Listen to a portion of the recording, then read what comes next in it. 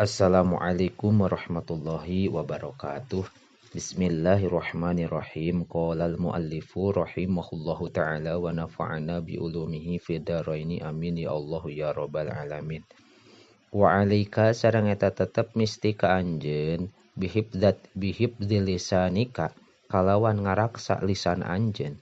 Fainahu karena sayaktosna itu lisan teh kama eta seperti perkara kola anu gadauh saha ba'dul hukama'i sapalih pirang-pirang ahli hikmah. Shaghirun ari lisan teh shaghiru jirmuhu eta anu leutik jirimna itu lisan. Kabirun eta anu gede naon jurmuhu dosana itu lisan. Waqala sareng ngadauh saha asyairu tukang syair ihfad lisanaka ayyuhal insan. Ihfad kudu ngaraksa anjeun lisanaka kana lisan anjeun ayyuhal insanu hei eling-eling jalma. La yalda henteu nepi ka la yalda gonnaka ulah nepi ka ulah nepi ngegel itu lisan ka anjeun. Innahu karena sayaktosna itu lisan teh su'banu eta seperti orai. Kampil makabiri mang pirang-pirang di pirang-pirang pakuburan. Min qatili lisanihi tina anu kabunuh ku lisana itu jalma. Kanat bukti tahabu liqa'uhu eta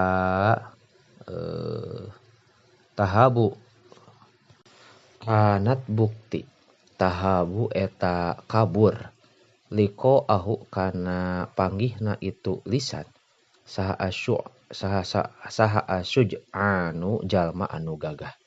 Wa idza samita sareng di mana-mana dangu anjeun ghibatan kana gibah pi muslimin di jalma muslim padapi tah mangka kudu ngabela anjeun anhu ti itu muslim.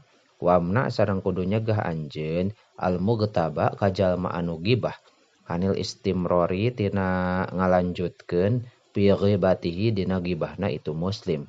Waktu sareng kudu motong anjeun kalamahu kana kalamna itu si mugtab. Wa takallam sareng kudu ngobrol anjeun fi maudhu'in akhara dina bahasan anu sejen.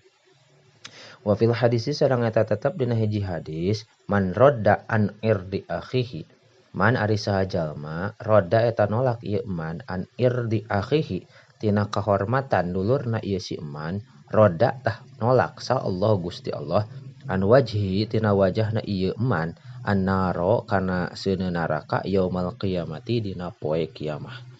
Wa fil hadisi sareng eta tetep dina hiji hadis ayadon deui man uzilla indahu mu'minun man ari saha jalma uzilla eta anu dihinakeun indahu di deukeuteunnana itu man saha mukminun jalma mukmin palam yang surhu tuluy henteu ngabela ieu si man ka mukmin wa huwa bari ari itu si man yakdiru eta kawasa ieu si man ala nasrihi kana nulunganana atawa kana ngabelana ieu mukmin azallahu tah ngahinakeun ka ieu si man sahallahu Gusti Allah yaumal qiyamati dina poe kiamah ala ruusil khalaiki netepan pirang-pirang sirah pirang-pirang makhluk. Fa ilam tastati mangka lamun teu kawasa anjeun antuda pi'a kana yen ngabela anjeun anhu ti itu mukmin pangkir tah kudu ingkar anjeun al ghibata kana gibah biqalbika kalawan hate anjeun. Awi khruj atawa kaluar anjeun minal majlisi ti majlis. Wahdar sareng kudu ngajauhan anjeun anta beko kana yen cicing anjeun sakitan barina repeh. Ayatul zhiro tegasna ngadohirkeun anjeun muwafaqatan kana satuju lil mughtabi ka jalma anu gibah. Patakunu mangka aya anjeun syarikahu eta anu ngareujeungan ka itu mugtab fil itsmi dina dosa kama saperti perkara fil hadisi anu aya dina hadis al mustami'u ahadul mugtabain al mustami'u ari jalma anu ngadenge ahadul mugtabaini eta salah sahiji dua anu ngupat wallahu a'lamu bissawab.